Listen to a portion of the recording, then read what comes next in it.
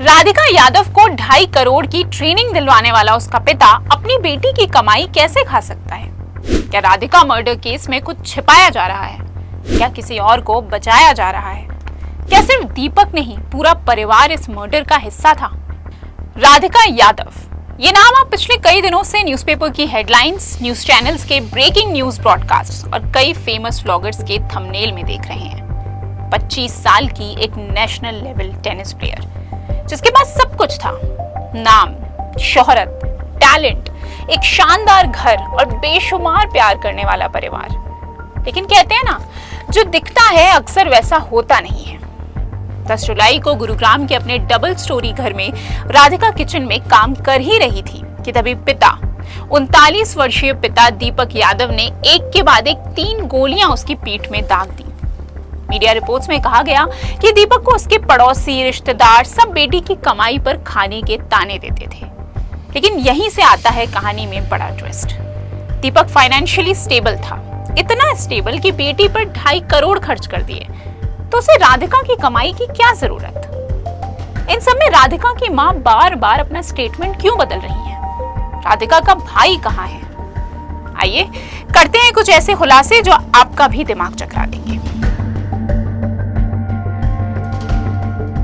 राधिका यादव ने 10 दिन पहले, अपने मर्डर से 10 दिन पहले अपने सारे सोशल मीडिया अकाउंट्स डिलीट कर दिए थे। अब 2 वजह हो सकती हैं, या तो उसे किसी चीज का खतरा था, या फिर उन सोशल मीडिया अकाउंट्स में कुछ ऐसा छुपा है जो अगर पुलिस के हाथ लग जाए तो शायद कहानी का कोई दूसरा ही सिरा हाथ में आ जाएगा, पता चल जाएगा कि कुछ और ही स्टोरी है।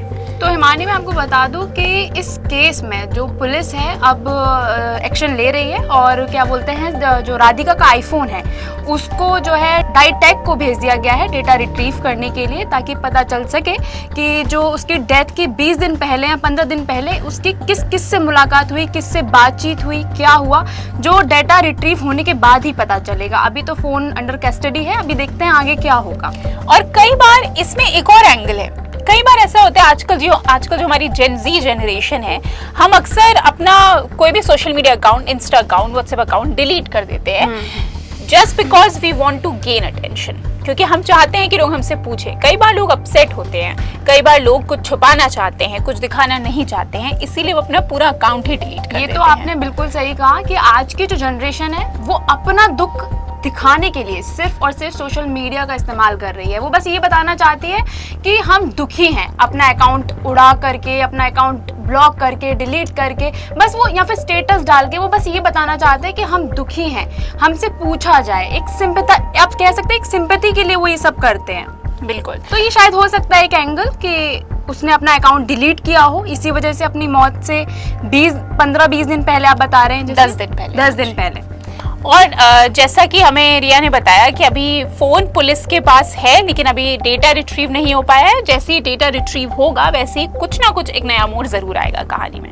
अच्छा, एक और बात पता चली है कि राधिका की अपने एक्स कोच अंकित से बात हुई थी और उन्होंने व्हाट्सएप चैट में कहा था कि मैं जिंदगी के मजे लेना चाहती हूँ, मैं जिंदगी जीना चाहती हूँ, लेकिन यहाँ रिस्ट्रिक्शंस हैं और इसीलिए मैं दुबई या ऑस्ट्रेलिया जाना चाहती हूँ। अब सबसे बड़ा सवाल ये कि ऐसे क्या रिस्ट्रिक्शंस थे, इस पर भी हम आगे चर्चा करेंगे।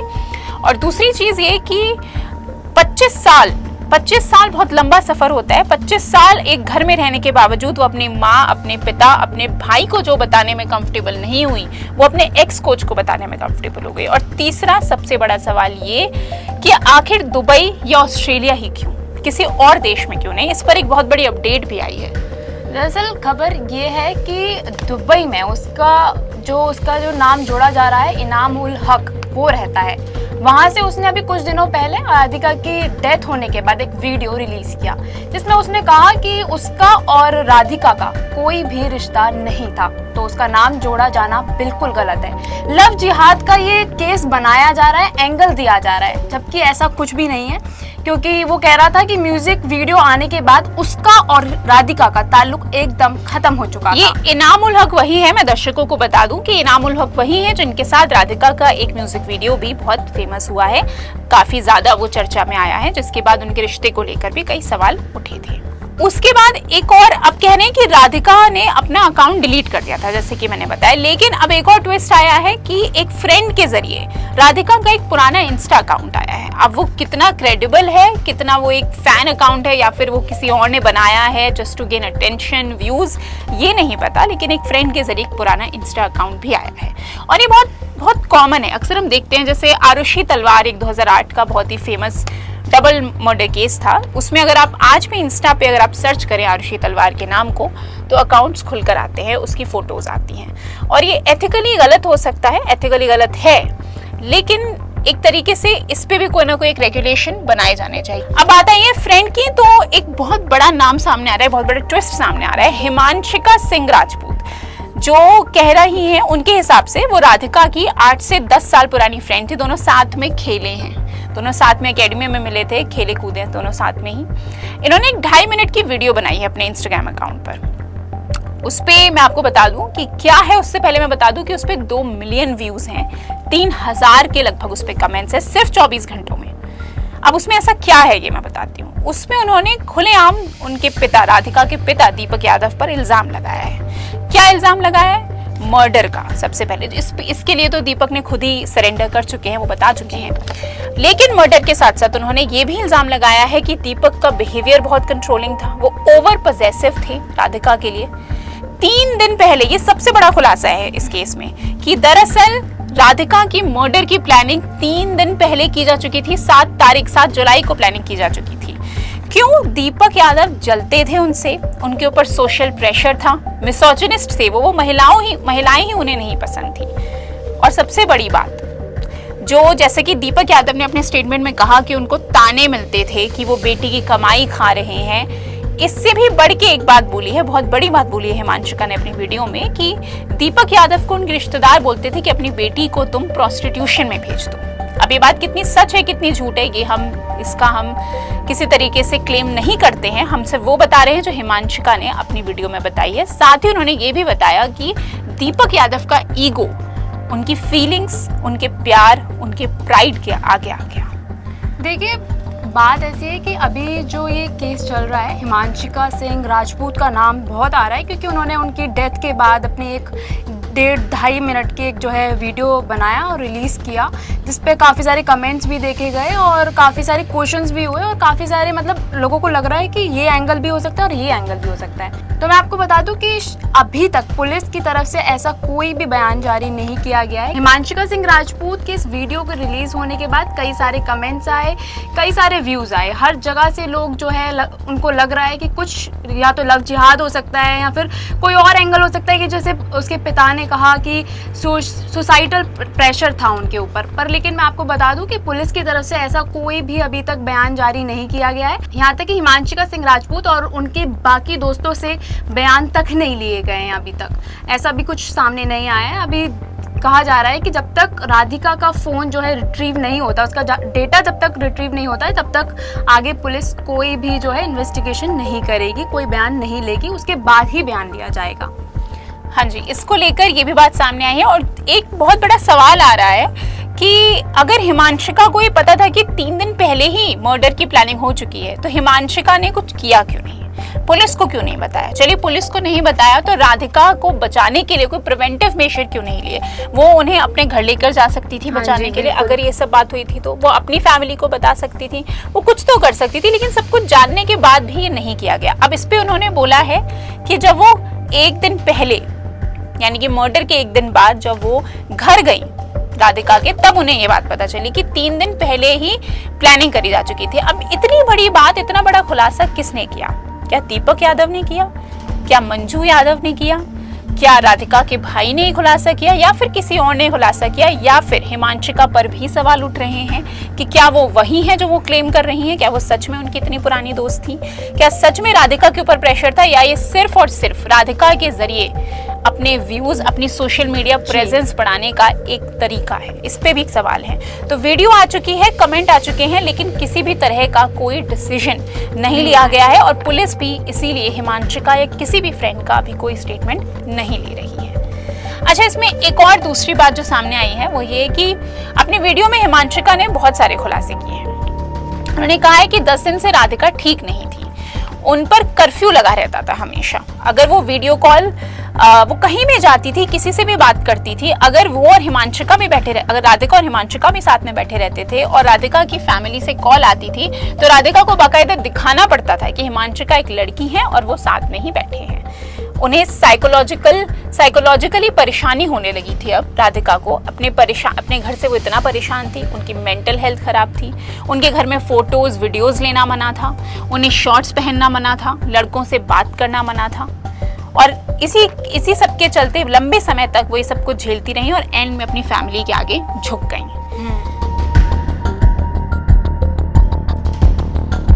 लेकिन जो फैमिली कह रही है वो बिल्कुल अलग है। जी जी, फैमिली बोल रही है कि उन्होंने कभी रिस्ट्रिक्शन लगाए ही नहीं। जो उसका कज़न है रोहित यादव, उसने अभी जो है एक इंटरव्यू में कहा कि हमने कभी भी लड़की पर कोई रिस्ट्रिक्शन नहीं लगाए। हमेशा जो उसने बोला, जहां उसने टेनिस खेलने के लिए बोला वहां उसे भेजा गया, वीज़ा के लिए अप्लाई किया गया, उसको हर जगह भेजा गया।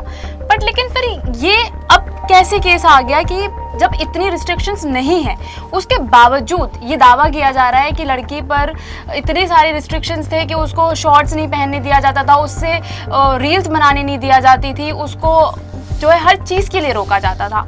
ये अभी भी एक सवाल बना हुआ है। इसके ऊपर पुलिस ने अभी तक कोई भी बयान नहीं दिया है।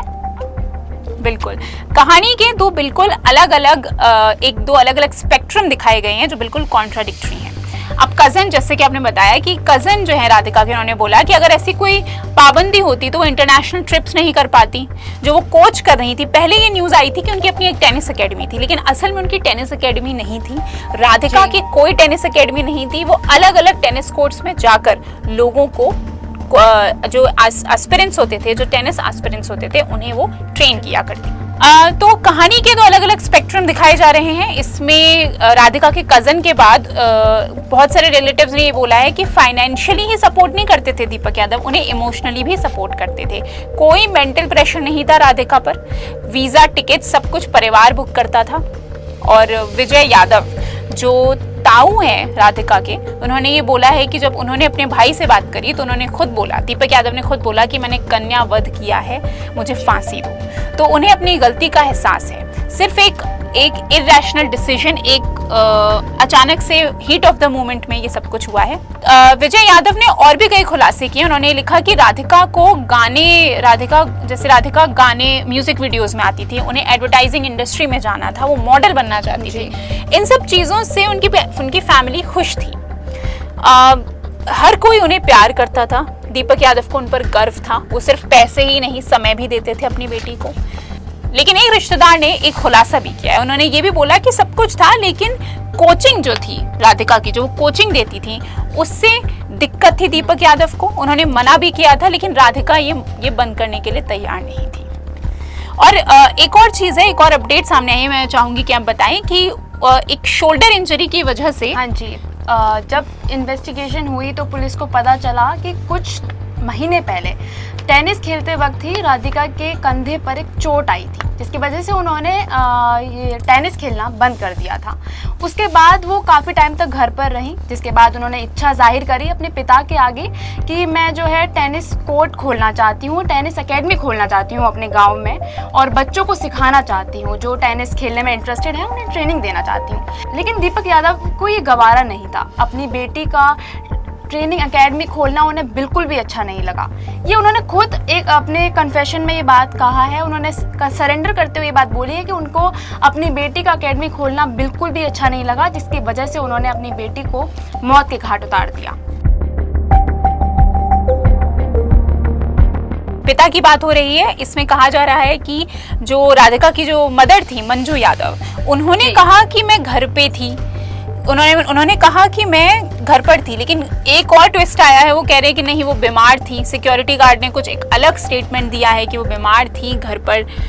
उन्होंने कहा कि मैं घर पर नहीं थी जब माँ और भाई की। इंटरप्ट यू हिमानी, बट बात ये है कि उस टाइम पर जिस दिन उसकी राधिका की मौत हुई है, उसी दिन जो है मंजू यादव का जन्मदिन भी था। वो अपनी माँ के लिए रसोई में खड़े होकर नाश्ता बना रही थी, जिस दौरान उसके पिता ने उसे गोलियों से दाग दिया। तो बहुत सारे इसमें इमोशनल एंगल्स भी निकल कर आ रहे हैं। अब एक आखिरी बात जो मैं करना चाहूंगी, अभी इस पूरी इक्वेशन से अभी भी राधिका के जो भाई हैं वो गायब हैं, जिन्हें उस घटना वाले दिन जिस दिन मर्डर हुआ उस दिन दीपक यादव ने उन्हें दूध लेने भेज दिया था। अक्सर दीपक दूध लेने जाया करते थे, लेकिन उन्होंने उस दिन उसके भाई को भेज दिया था। पर अभी तक भाई स्क्रीन पर नहीं आए हैं, भाई का कोई स्टेटमेंट नहीं आया है, तो हजार बातें चल रही हैं। कई व्लॉगर्स, अच्छा मर्डर केस है तो मिस्ट्रीज होना बनता है, कई कंस्पिरेसी थ्योरीज हैं। कई लोग ये भी कह रहे हैं कि एक्चुअली राधिका का मर्डर उनके भाई ने किया था, लेकिन बेटे को बचाने के लिए दीपक यादव ने अपने ऊपर ले लिया। हाँ, तो अभी इसकी कहानी की सच्चाई नहीं पता चल पाई है, हम कुछ क्लेम नहीं कर रहे हैं। सबसे बड़ी बात जो सामने आती है, ये सिर्फ एक दुर्घटना, ये सिर्फ एक मर्डर केस नहीं है, ये सिर्फ एक इंसिडेंट नहीं है, ये सिर्फ एक मौत नहीं है, ये हमारे समाज की मौत है। एक बहुत बड़ा सवाल सामने आता है कि एज अ सोसाइटी हम कहाँ जा रहे हैं।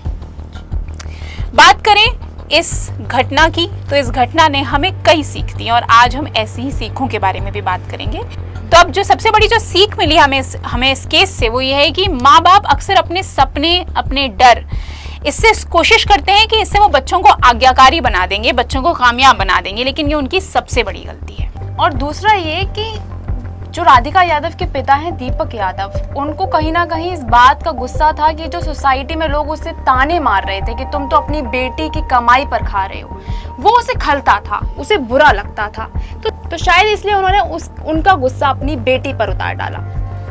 अक्सर हम ये सोचते हैं कि हमारा परिवार तो हमें गलत नहीं समझेगा, वो हम पर गुस्सा नहीं होगा, तो हम कहीं और का फ्रस्ट्रेशन कहीं और निकाल देते हैं, तो ये हमें नहीं करना है। अच्छा, एक और बात सामने आई है स्टेटस को लेकर डर, मेल ईगो कह सकते हैं इसे, जो कहीं ना कहीं दीपक यादव को ले डूबा। उन्हें लगा कि मैं आदमी हूँ घर का, मैं प्रोवाइडर हूँ, और जब लोग मुझे ताने मार रहे हैं तो मेरे स्टेटस को लेकर, मेरे सोशल स्टेटस को लेकर, मेरे फैमिली स्टेटस को लेकर सवाल उठ रहे हैं, और उनके मन में ये डर बैठ गया।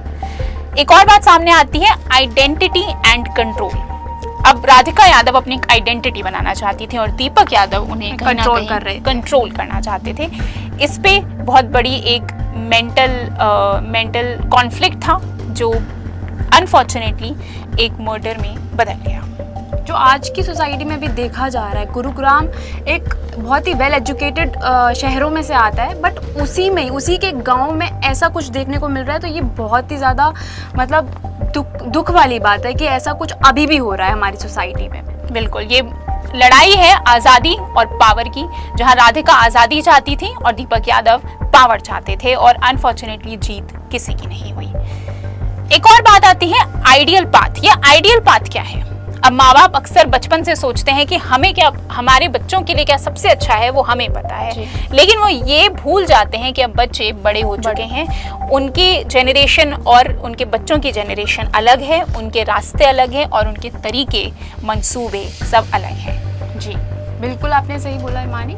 आज की जनरेशन और पहले की जनरेशन में काफ़ी ज़्यादा डिफरेंस आ चुका है, जिसकी वजह से कहीं ना कहीं वो पेरेंट्स और बच्चों वाला कॉन्फ्लिक्ट देखने को मिल जाता है हर घर में।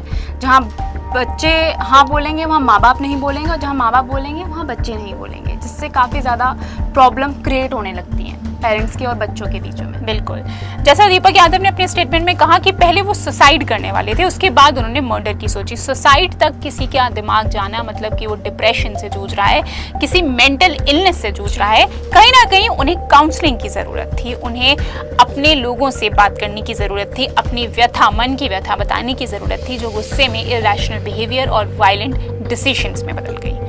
अब बात आती है मर्डर होता है, जेंडर की बात नहीं करते हैं, लेकिन बात है यहाँ पे बेटियों के सक्सेसफुल होने की। अगर बेटियां सक्सेसफुल हो जाएं तो अक्सर लोग ताने मारते हैं कि ये तो बेटी का खा रहा है, ये किस तरीके का बाप है, किस तरीके का मर्द है। तो जो सोसाइटल जजमेंट है ये हम अपने दिमाग पर हावी होने देते हैं, जो दीपक यादव ने भी किया, और उसका नतीजा उन्होंने अपनी बेटी को खोकर चुकाया, कन्या वध करके चुकाया।